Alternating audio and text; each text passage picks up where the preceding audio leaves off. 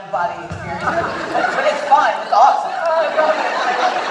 I love the fact that you actually go over to the side of the road. Yes. I do love that. You know, I'm intrigued by your story, as have so many other people been intrigued by your story, but more than intrigued by this idea that you would actually dare to take this on. Yes. I have found in my own experience that when something major is happening, there's something inside you that feels like it's a calling. It's more than just, oh, I just want to have a career, or I just want to do that. And I want to know how that manifested inside you, that you knew that for such a time as this, you were called to this moment. I was raised by Robert and Carolyn Abrams. They originally from Hattiesburg, Mississippi. Woo!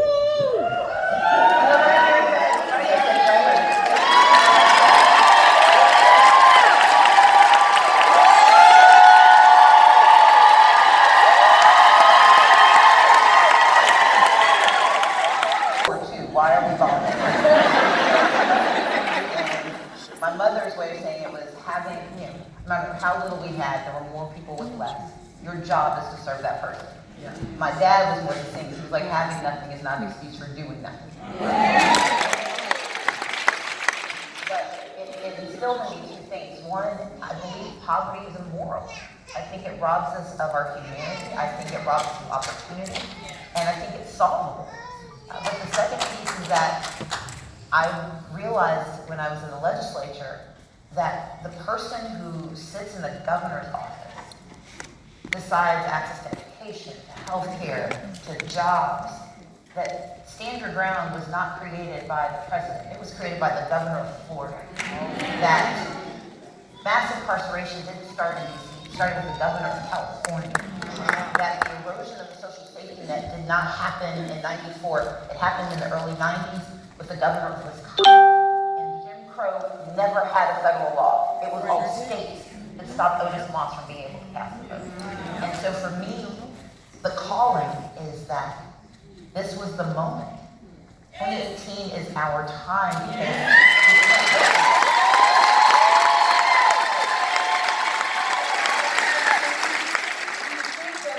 because there's a basic misunderstanding in our culture about midterms and what the role of state representatives and governors do that causes people to not to get out. Well, we spend a lot of money, billions of dollars are spent telling us who the president is, what the president does. But also for communities that have been vulnerable, it's been federal law that's changed our lives. That the equal rights opportunities, the civil rights amendment, if you're a person of color, if you're a woman, often salvation came from the federal government. What we forget is that they were often solving state-created problems. And that if you could engineer the problem at the state level, you can engineer the solution at the state level. You all know this. Anybody who runs their own business, whether it's a cupcake shop or whether you're a teacher, funeral home.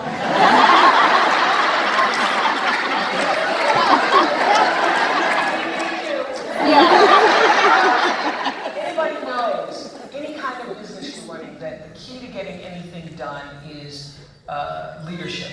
So how has everything that is, because I always say everything that is happening in your life prepares you for this moment right now.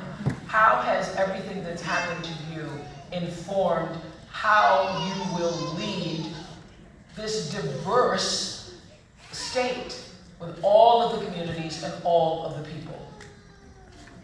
I recently told the story of my first major loss. I applied for a scholarship, and everyone said if I was the first black woman to win from Mississippi, I would be a shoe-in at the national level.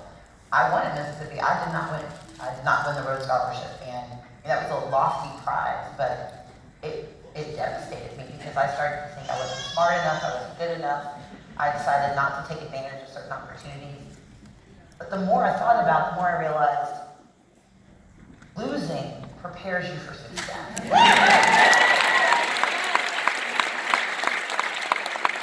so standing for this office, being the first black woman to try for this job, it's not a function, I think I'm going to win. Yeah.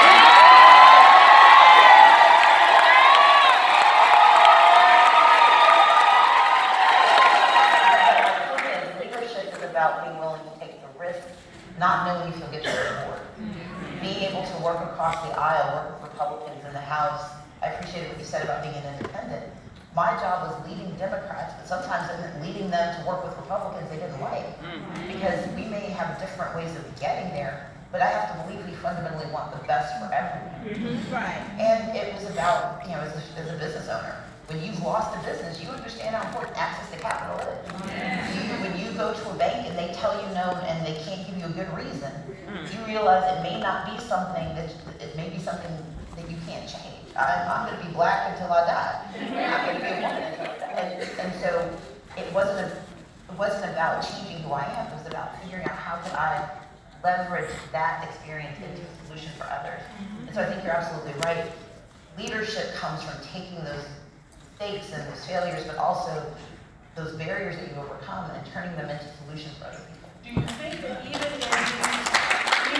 these divisive times, I mean, I was sharing with the audience that I was in my hotel room for just 10 minutes and TV was on, and the vitriol coming from the ads, the attacks, the fear-based trying to motivate people out of fear is so bad right now. How can you bridge that? How can you make a difference? I spent Sunday evening at Temple Emmanuel in Dunwoody, mourning with a Jewish family who were connected to the Tree of Life Synagogue in Pittsburgh. And as I sat there, the rabbi, who had no reason to include me, brought me up to light one of the candles and to share words. And part of getting beyond divisiveness is the willingness to acknowledge difference, but not let those differences change who we are. Right. I'm not a different person. I've been running the same campaign. Those have been paying attention. I'm the same person since June 2017. But I've been the same person because you can't ask people to trust who you are or to follow you into hard times if they don't know who they're following. And part of getting past divisiveness is being authentically yourself. And people may not like that. And I'm fairly certain half of Georgia is not going to pick me. I just need 50% plus one of them. But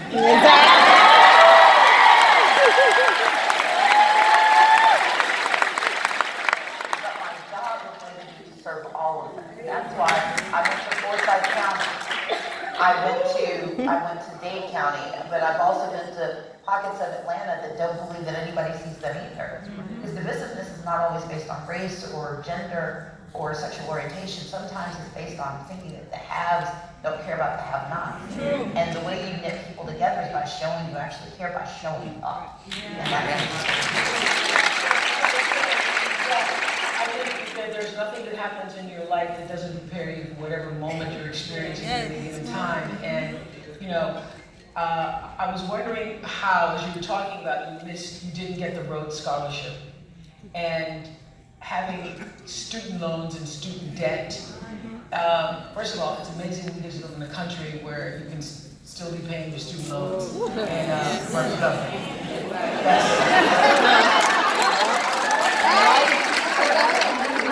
This is actually an important question.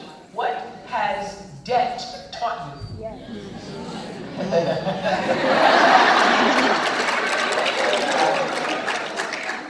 Number one, that you don't have to walk away from your responsibilities. Debt does not mean you're a bad person. It doesn't mean that you aren't responsible. It doesn't mean you're not a good person. Part of what I've had to learn to do is to manage not only my expectations of myself, but also the limits I was putting on myself. Because there are those who told me I could not run because I had debt. There were those who told me that because I'm on a payment plan with the IRS, I could not run for governor. And number one, you were kind enough to call me bold. They considered it a very bold thing to do, but part of it was, I know how to manage a budget. When you don't have enough and you got to do a lot,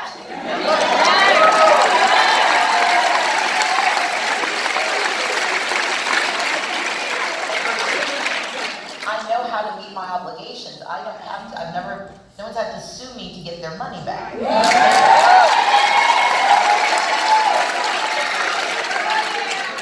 But part of that is, part of what debt teaches you is that other people have needs too.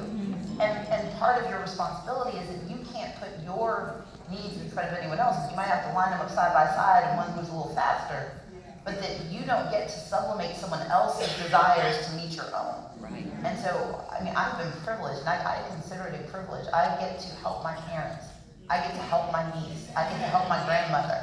When my siblings have called on me, or when I've had to call on them, we've been able to stand together. And all of us have gone into some debt to do it. But because we've gone in together, we are lifted up together. And I think that's the best thing. I know that you speak a lot about your relationship to faith, and I was wondering, has your faith been tested during this campaign?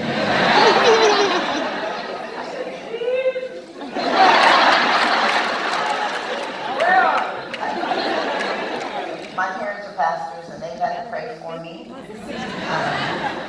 Sometimes I have to remind myself that you don't think certain things when you believe in God. Look, when you know who you are and you know whose you are, it is hard to have someone tell a lie about you. It is difficult to meet meanness with kindness. It is hard to remind yourself that you have to think about the whole Bible and not just the verses that make you happy in that moment. And so, I lean on the teachings. He is. But I also, my parents taught me that faith is more than words. It is deed. It is how you behave, and not how you behave when it's easy. It's how you behave when it's hard, when no one's watching. When you can do something to your opponent that would move you ahead, but you know it would scar your spirit. That's the moment where faith is truly tested, and I've done my level best to never fail at that.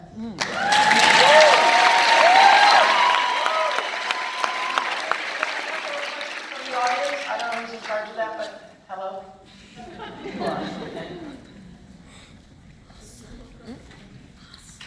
Hi, my name is Melissa, and this question is for Stacey. I wanted to know what your plans are for making sure that our schools finally have resources that they need so that our kids can get a quality education. Our schools are so underfunded, and I'm very concerned about it. Thank you. Melissa, thank you. So in the state of Georgia, in 16 years, the Republicans have managed to fully fund education one time. And conveniently, it was an election year this year. But here's the thing. We have to change our expectations of our leaders. You don't have to raise taxes to raise expectations. What you do have to do is recognize that education, when the state is responsible, it's not responsible for education with a small e. It is responsible for public education. That is our job. I talk about it from cradle to career, investing in early childhood learning, because you shouldn't go into debt taking care of a 2-year-old. It's about making sure that parents can afford it, but also that there are opportunities available. We have some counties where there is no opportunity for childcare, where parents are basically going off to shift work, leaving their child with someone that they met a couple of days ago, and they hope things are okay when they get home, but they know if they don't go, then there won't be a home to come back to. But it's also about paying our educators a living wage, a competitive wage.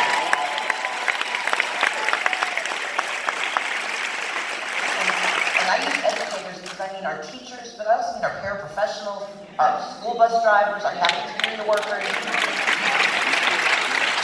And then lastly, is making sure that we understand that the child who comes to school hungry on Monday because they last ate on Friday cannot run with the best educator. We have to have a comprehensive approach to education, wraparound services, where we educate the whole child. And Marietta is actually doing an extraordinary job of that, understanding mental health services for children who have challenges early that become consequences later, that become a drug addiction because they didn't get the support they needed for mental health disorders like bipolar disorder or early onset schizophrenia. It's making sure that we fully fund our schools so we educate the whole child, and that we make certain that everyone in our school system is treated like the humans and the people that they are so they can be successful.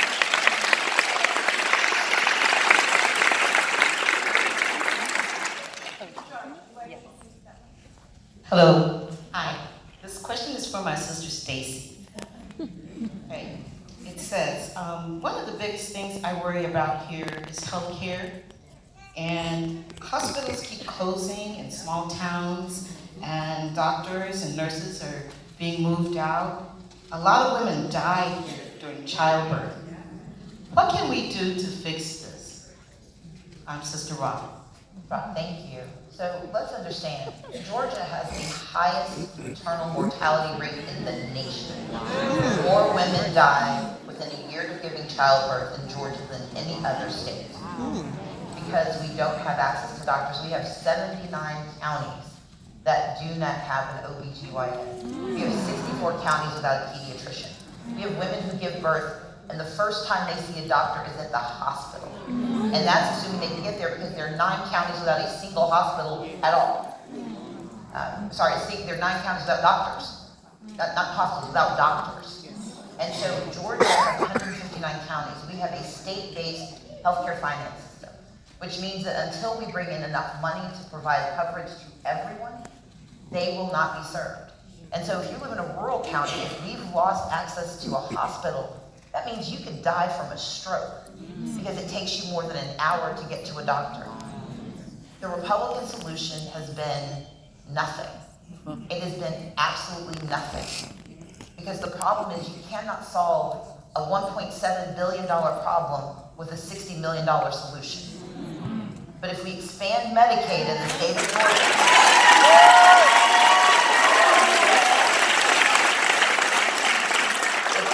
Medicaid, we do 3 things. Number 1, we provide access to health insurance for 500,000 Georgians, including 25,000 veterans and their spouses who are denied access because they are considered too wealthy for regular insurance but too poor for Medicaid. It's about making sure that people, not only in rural communities, but we have working families, people who are working full-time jobs, they work 39 hours here and 38 hours there, and they don't qualify for benefits, but they're considered too wealthy in Georgia to be covered by health care. We can create 56,000 jobs in Georgia. And we can do mental health care and substance abuse treatment in the state of Georgia. Right now, the number 1 provider of mental health care and substance abuse in Georgia is not our hospitals, it's our prison system. In Georgia, you are more likely to be treated in prison, which means we are incarcerating you for being sick. And once you're incarcerated, you can't get a job, you can't get housing, and when you get out of jail, you're not entitled to health care in Georgia until we expand Medicaid. And so for us to pay doctors, to reimburse nurses, to create clinics, to save rural hospitals, to make certain that families are actually productive and healthy instead of getting metformin to take care of high blood sugar instead of being on dialysis for 20 years, we have to expand Medicaid in the state of Georgia.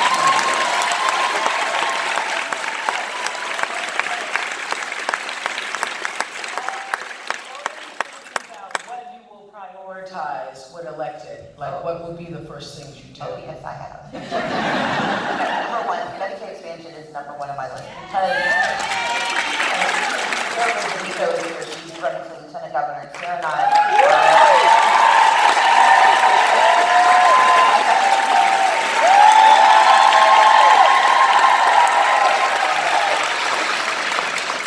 Sarah is from Cobb County, but Sarah is a business owner who has a company that has grown from 100 employees to 3,500 employees. Every single one has health care. She also has daycare. And so what she has been able to do while growing her company is something Georgia can do while growing its state. If we expand Medicaid, we stabilize rural communities, we allow rural communities to get jobs, because no one's bringing a company to a place where you can't get a doctor. But you can also stabilize the economies of our communities, and 500,000 Georgians suddenly won't have to worry about missing work because they have a cold, or worse, coming to work with that cold so everybody else gets sick. And then after that, I got to work on education, we got to get stuff done on transit. I know Cobb County, you guys have an issue. But yeah, I'm excited because I know that the first 100 days sets the tone. But what we can do to stabilize, reorient, and then move the state forward, building on a legacy. The Republicans haven't been all bad. Governor Deal and I have worked together on criminal justice reform, on transportation, on education, on kinship care, grandparents and others raising children. We can build on that legacy, but we have to know that we can't leave anybody else behind. And Georgia's left too many people behind, and that's why we've got to do this immediately and hard.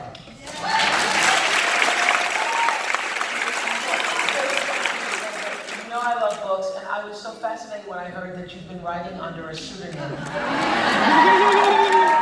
I want to know, is that how you calm down? Is that how you relax? Is that your getaway space, writing? So I'm not just saying this because you're sitting here. I wrote it down before so people can tell you're telling the truth. When I was in college, I had a list. I broke up with this boy and he was really mean to me. So I made a list of all the things I was going to do to prove to him that he made the worst mistake of his life.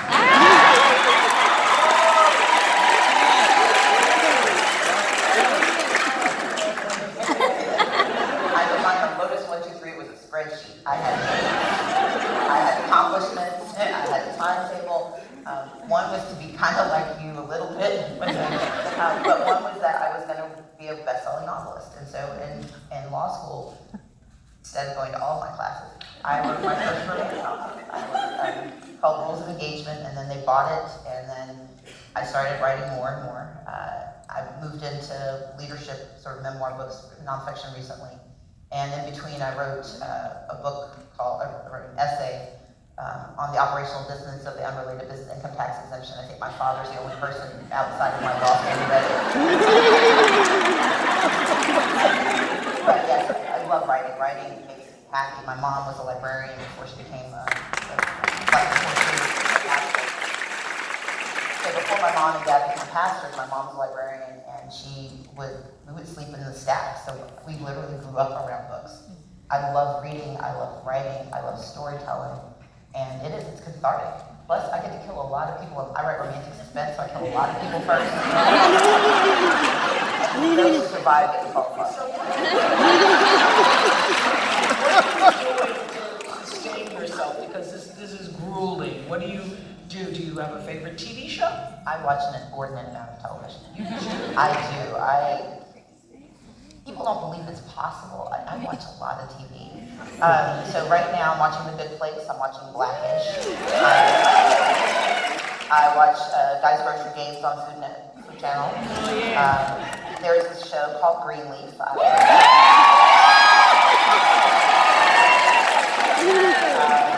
I watch reruns of Star Trek Voyager, Leverage. I watch a lot of TV. Oh, that surprises me that you have the time. I can sleep a lot, so I watch a lot of TV. Okay, so what are you going to do November 7th? Hopefully I will be on. Hopefully I will. Yes.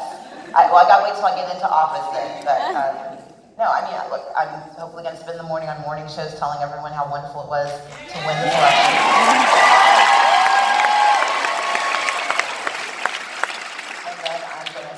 A book.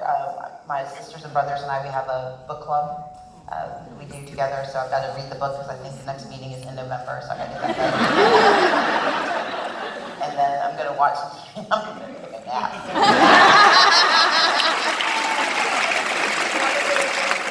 So I've three. So The Intuitionist by Colson Whitehead, which is just beautiful, and he loves language. I love his Underground Railroad. I love the book, The Wind-Up Chronicle by Haruki Murakami. Don't know that. He's a Japanese writer who writes really sort of fantastical stories. And then my favorite romance novel is Honest Illusions by Nora Roberts. So, Wow. Wow. What's the last meal you cooked? Last meal I cooked, I made myself risotto with peppers and sausage and crusted chicken romano. So chicken breast with Parmesan and Romano cheese.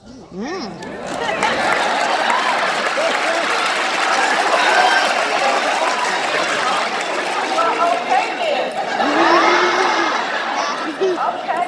Can I do something? Yeah. Can I ask you a question? Yes.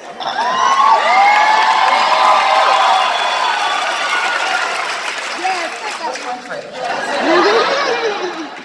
So you talked about why you vote and why you're here. Can you talk about the moment where you were most afraid and how that transformed how you think about the future? That's loaded. That's loaded. Easier to answer about a TV show. But, the moment I was most afraid was when I had ended the Oprah show.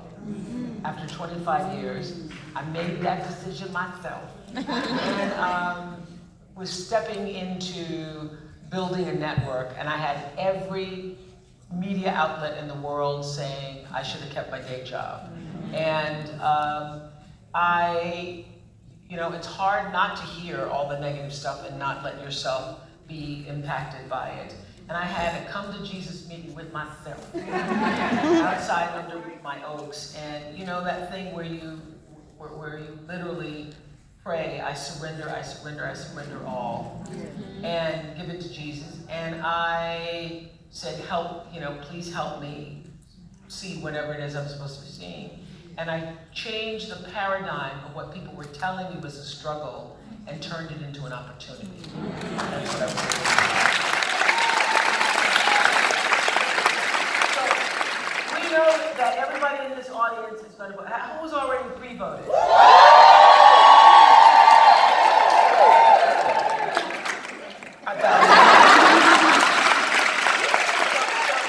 So now everybody in here is going to vote or has pre-voted. What can we do to support you in the next 4 days? What do we need to do? What can we do? Volunteer hard. So you all are here because you're paying attention, but you all know someone, you all know 5 people who do not believe that this election matters. And it's not because they're apathetic. I hate when people say that. It's not apathy. It's often that they don't know because no one's ever bothered to tell them how that dots connect. So if you heard something, if you care about education, you need to tell a woman that you know or a man that you know that their special needs child will get a better education under a Governor Abrams who believes in investing in special needs education. And that's what you need to find 5 people every single day between now and Election Day and get them to vote. I need you to call people you don't like. Call people you're mad at, call people you broke up with. I need you to, so number 1, I need you to volunteer by calling. I need you to knock doors. We have to knock doors. Oprah Winfrey knocked doors today.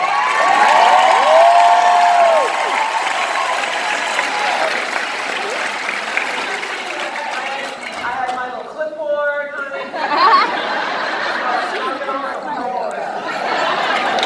So if you will text the words blue GA to, is it 97779. So 9, 3 7s, and a 9. If you will text the word blue GA to that number, 9779, we will tell you about all the volunteer opportunities. This is going to be a razor close election, and we do not want a runoff. That means I need you all to get 5 people every single day. If you want to do 10 a day, go for that. But we have got to turn out in this election. We will win this. And if you don't believe me, believe my opponent. He said if every eligible voter in the state of Georgia votes, he will not win. I will win.